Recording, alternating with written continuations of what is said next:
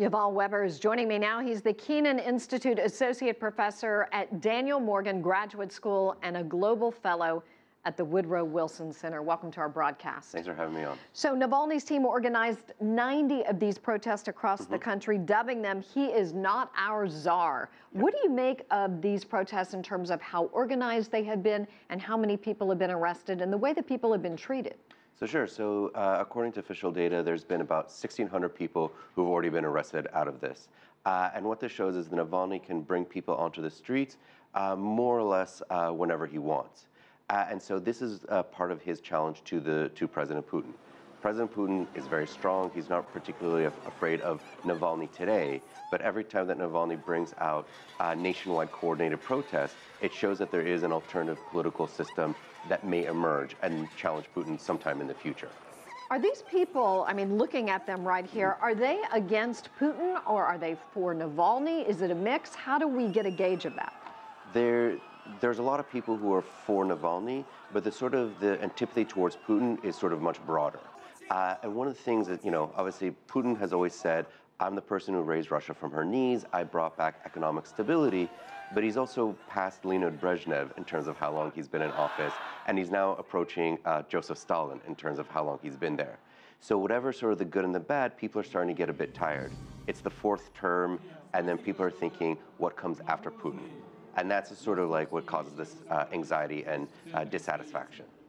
What is your feeling on what will happen after 2024? Putin will be in office till 2024. So that question has already been for the past year, maybe 2 years. People are thinking that Putin will be obviously term limited under the current constitution, but he could change the constitution. He could make a new country with Belarus. He could essentially create some sort of like national council of which he becomes the leader. He could become prime minister.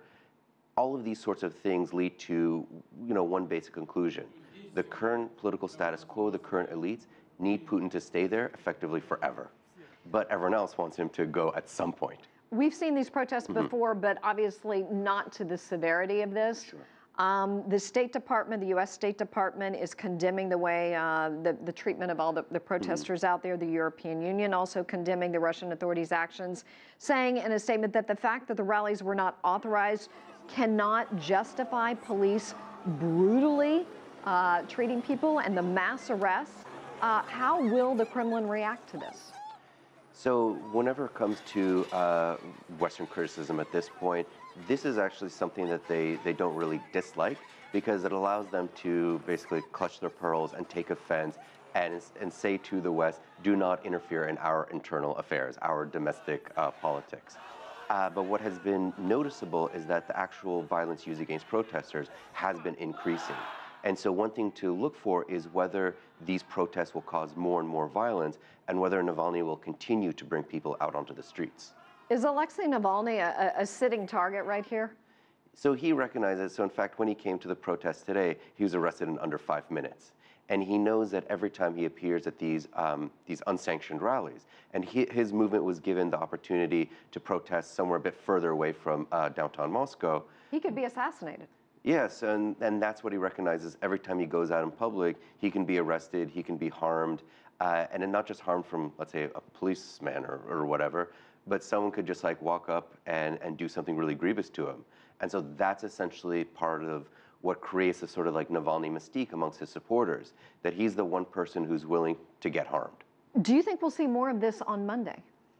On Monday, probably not, because in the 2012 inauguration, Moscow, including the suburbs, is a city of 19 million people. I was living in Moscow at the time.